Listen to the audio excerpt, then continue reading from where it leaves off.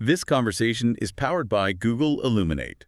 Check out illuminate.google.com for more. So, we're talking about a really interesting article today all about Canada and the U.S. and this whole tariff thing.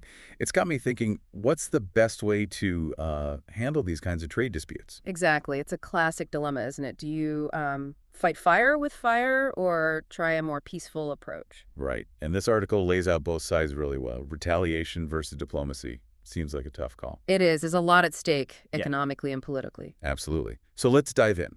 The article makes a strong case for retaliation, saying it can be a powerful negotiating tool. What are your thoughts on that? Yeah, sometimes a firm response is necessary, to show you won't be pushed around. It's about sending a message. Like showing you're serious about protecting your interests? Precisely. And history shows that sometimes countries that don't retaliate face even harsher measures later on. So it's a bit of a deterrent then. The article also mentions the morale boost retaliation can give to domestic industries.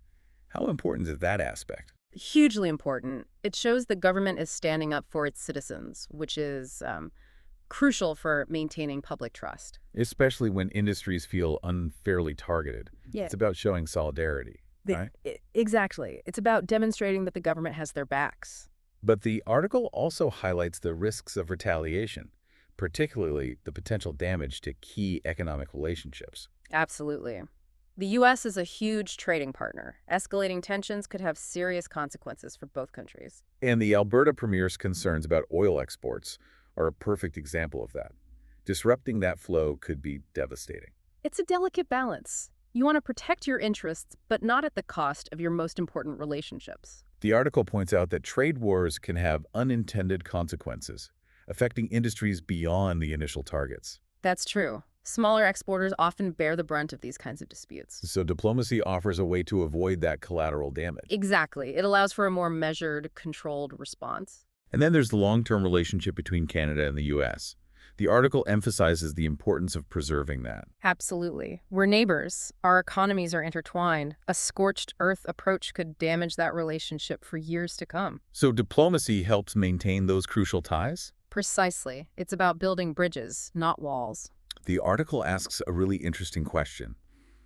Have trade wars ever been resolved without retaliation? It's rare. The threat of retaliation, or actual retaliation, often brings the other side to the negotiating table. But it doesn't always escalate into a full-blown trade war? No. Sometimes, smaller disputes are resolved quietly through negotiation. It depends on the stakes involved. So what's the ideal approach? The article suggests a middle ground. A balanced approach is often the most effective.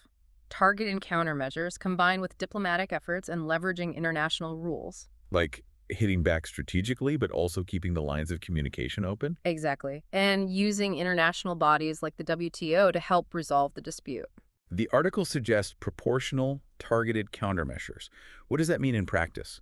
It means focusing your retaliation on specific sectors or regions that will put pressure on the other side without causing widespread damage. So it's about being strategic and precise, not just throwing punches blindly. Precisely. It's about maximizing impact while minimizing collateral damage. And the importance of diplomatic channels and alliance building. Working with other countries facing similar issues creates a united front, strengthening your negotiating position. This is about leveraging collective strength. Exactly. Strengthen numbers. And the role of international rules and organizations like the WTO. They provide a framework for resolving disputes in a structured, rules-based manner. Even if it's slow, a favorable ruling adds weight to your position. So it's about having a legal and moral high ground. Exactly. And finally, supporting domestic industries affected by tariffs. Governments need to provide assistance to businesses and workers impacted by these measures. That could include subsidies, retraining programs, or exploring new markets. So it's about mitigating the negative impacts on those directly affected? Precisely. It's about protecting livelihoods. That was a great discussion. Yeah. It really highlights the complexities of international trade and the need for a nuanced approach. Thanks for sharing your insights.